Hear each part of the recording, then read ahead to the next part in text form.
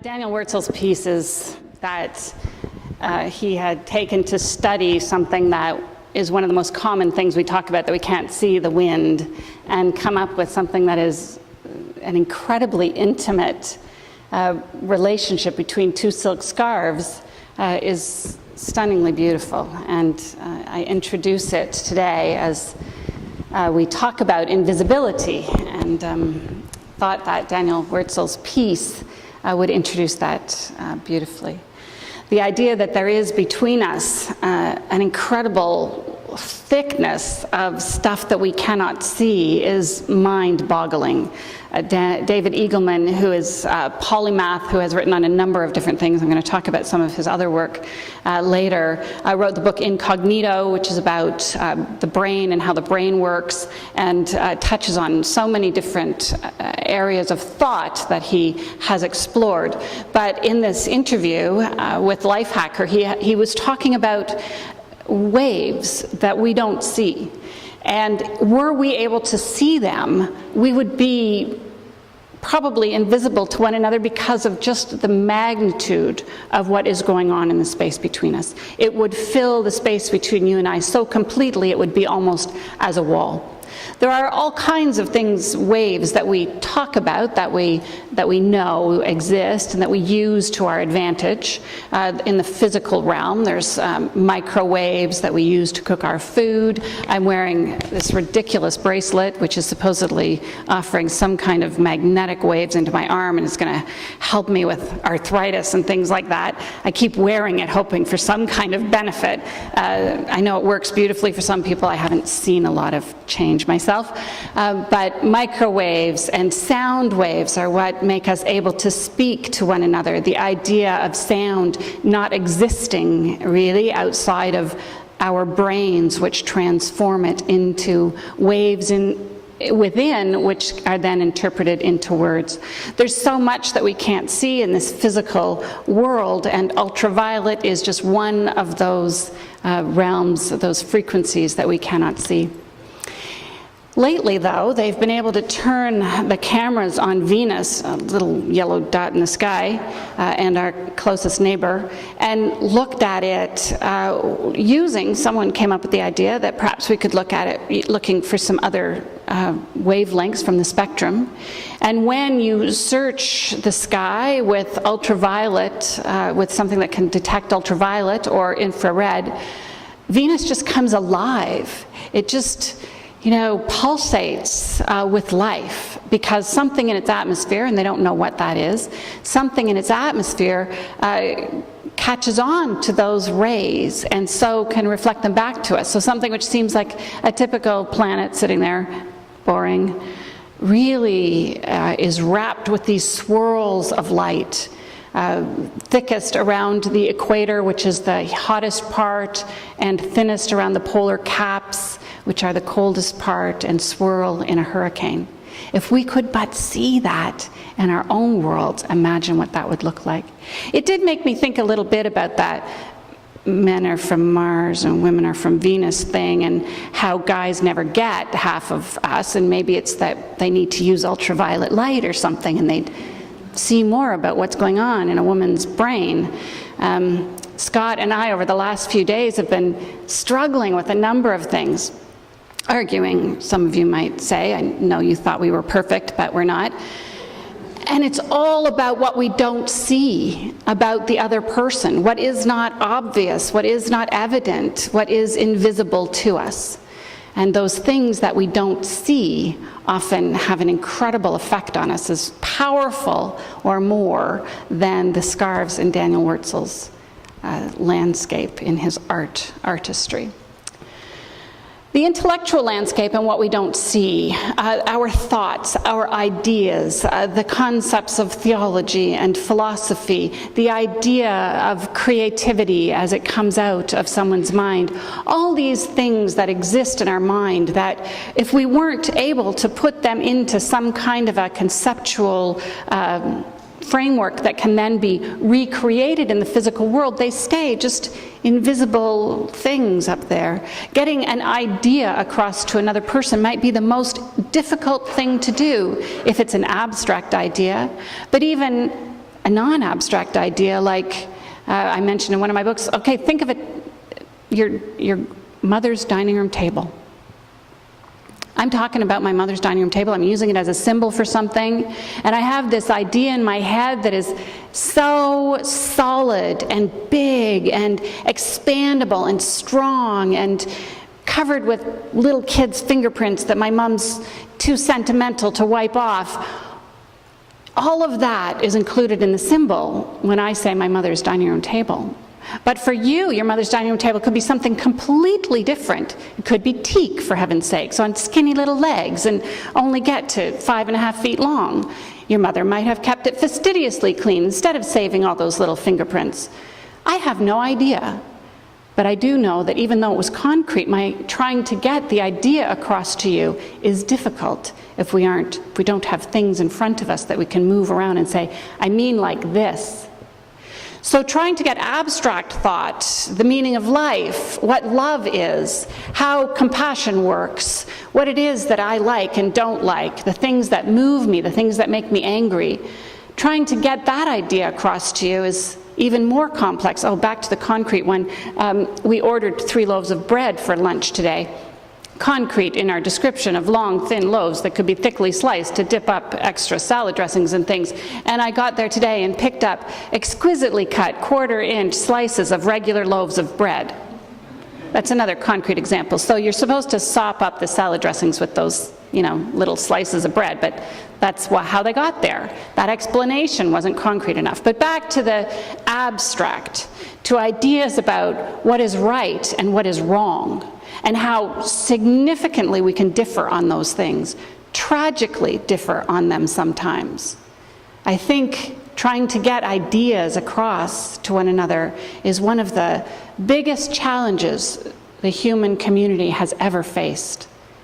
I think that that's probably the most important thing that we need to figure out as we continue to evolve in a world that is becoming more and more connected by an invisible internet that communicates and offers ideas around the globe to fix things or to wreck things or to print guns or to map all of your homes. Kelly did that this week. A simple program. She knew about it, and you're all now on a map.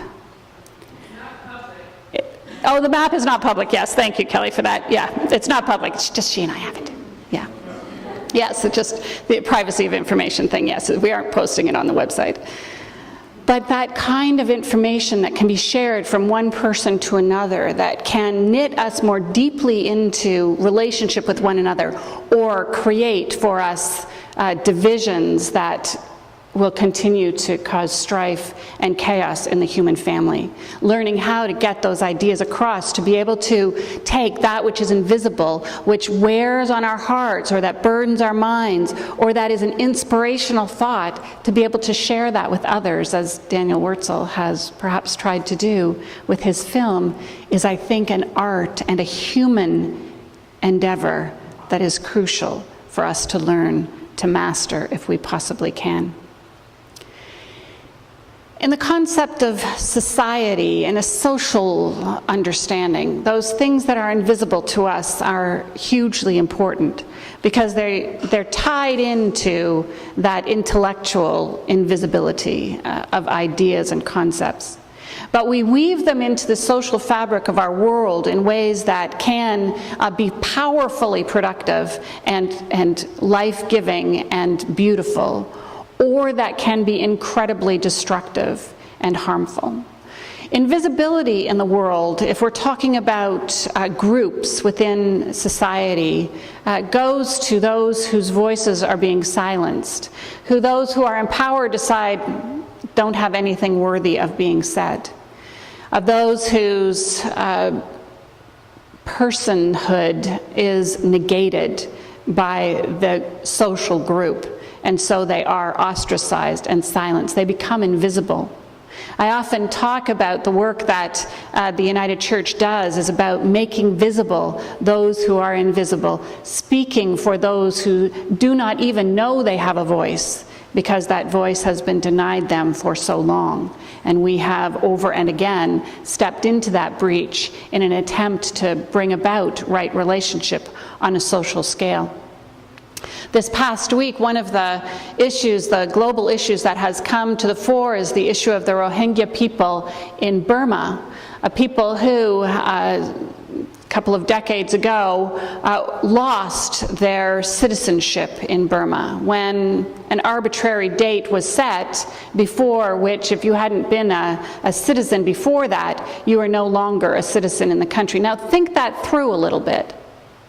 What if the government decided in Canada that if you weren't here, if your family wasn't here at the date of Confederation, that you weren't a Canadian, that you no longer had rights, that you couldn't appeal to the law, that you could be prevented from participating in democratic elections, that you could be denied jobs based on your citizenship? I mean, consider that 1 million people in Burma lost their citizenship and are now being ostracized, being burnt out of their homes, being murdered at incredibly higher numbers because they are invisible. A recent poll done in Burma, just a general poll of the population, found incredibly high numbers of people who were not concerned, who thought that they shouldn't be in the country, that they should find somewhere else to live, despite 700 years of their relationship with that country. Most of it not written down, so unprovable, so the date didn't help them out. Invisibility is a horrible thing, and when an entire country can decide that a group of people are invisible, we can do terrible things. That's why the Healing Walk in northern Alberta was so important this past week, because it was picked up by news agencies around the world. The Guardian in the UK wrote an article about it and put the awareness on a global scale. We have for too long left those situations which are uncomfortable and not profitable and perhaps a blight on our history in that place of invisibility. And we have to, if it is, call on international news agencies to bring them to our attention, then so be it. So that we don't fall into the same trap of blinkering ourselves when it is most convenient. So in the physical and the intellectual and the social realm, invisibility is something that can be a blight or can be an incredible blessing, depending on how we choose to deal with it. Those things that are invisible, that are positive within us, that percolate and help us to create new possibilities, new potentials, that take advantage of emerging systems and thought and create well-being for people in the world. What an incredible use of that invisible power of the imagination. And when worldviews are shifting and changing, and we recognize that there are fewer and fewer people gathering in places like this in a mainline denomination, which is core for me in terms of social stability and the challenge to those kinds of invisibilities that religion too often sets up as right. When as those numbers deteriorate and we lose those, does that whole concept, does that whole worldview become invisible? Or do we try to find another way to make sure that that worldview, that justice and compassion, even if it costs us and costs us plenty, is worth working toward? We can't lose that worldview just because it may be becoming invisible and harder to see. As our world splits into the right and the left and the conservative and the progressive, that gap that was the tempering middle needs to be recreated, reabsorbed, needs to be made visible again. And in our relationships, when we struggle to see what the other person understands and wants and needs, especially when we don't struggle to see that, may we be open to it. May we be open to hearing what it is that the other person needs and wants and values. And as we feel ourselves accepting and responding, and we grow in wisdom in those relationships, then even those things that are utterly invisible become real. Because so much in our world is invisible, real though it is, challenging though it is, hard though it is, it's real. And beautiful though it is, and inspiring though it is, and life-giving and well-being creating it is real, even if we can't see it. This is the end of our Spectrum series. We've been doing this now for 7 weeks. Today was, of course, ultraviolet, and I don't have any invisible clothes that I could wear today. I mean, I do, but I've made a commitment to try to wear things that are a little less honest than that every day. And I know you tried too, but I appreciate that you all failed at coming in your invisible clothes as well. But we've looked at colors just to get a jumping off point to something that might touch our lives, that might change the way we see things, that might encourage us to step outside of the norm. We've played and we've talked about anger and we've looked at those things that you can't even see. And I'm hoping that from today, this ultraviolet thing, you go out in that world amazed by what David Eagleman talks about in terms of what's within us and what's beyond us and what's going straight through us. I mean, when you think that you can hear something right through a window or through a wall, you can hear a bang, why isn't it going through you too? It is. Everything is going through you. The awe of that is incredible. I wanted to share with you, and I just about forgot, but I'm going to go back. I wanted to share with you a little bit about David Eagleman's book, Some, which is a book, it's 40 tales of the afterlives, because he has created 40 fictional stories about what might happen after you die.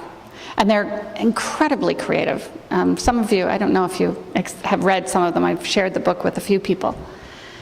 And his most famous one is that you have 3 deaths. The first one when you stop breathing, the second one when you are buried, and the third one when your name is spoken for the last time. Gives you pause to think about that. He laments that too often the last time, he says you sit in this big room and you wait for your voice to be, or your name to be said the last time, and then you move on. And he says so often, the person that you've been waiting for all that time, as soon as they come in the door, you end up out the other one because they were the one that was keeping your name going. They were the one that was telling that name over and over again. But Eagleman goes through a whole variety of ways that things might go. And I often say to people, well, what do I believe if I don't believe in heaven or hell the way it was taught to me? What do I believe? And I say, make up a story. That's what we've always done. Make up a story that lets you sleep at night. And that story might have you present with everyone who's ever gone before in this time and this space, and how would we know? Or it may have you settling into nothingness. Another one of the stories in Eagleman's book talks about how after you die, you end up in a place that looks pretty much like what you were in before. Suburbia, big screen TVs, grocery stores, anything you want. But all the people that you considered the extraordinarily good people, the philanthropists, the ones who poured their lives out in the compassionate choices, making other people's lives better, they're not anywhere around. And you start wondering, where are those people? Like, what happened to them? And it turns out they actually died and got put in coffins and buried in the ground, and nothing happened to them. And so everyone starts wondering about why that is. What happened?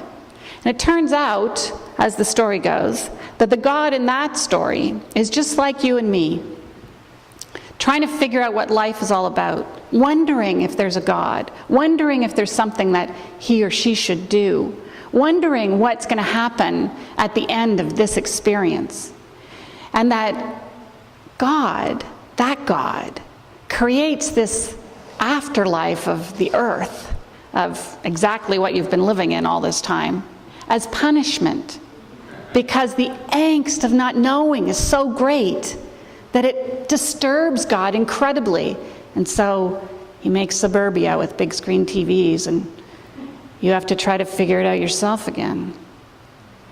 We don't know and we can't see, and there's big things that we don't know and we can't see. And so we create stories, we come up with theories, we develop abstract ideas, none of which we can see.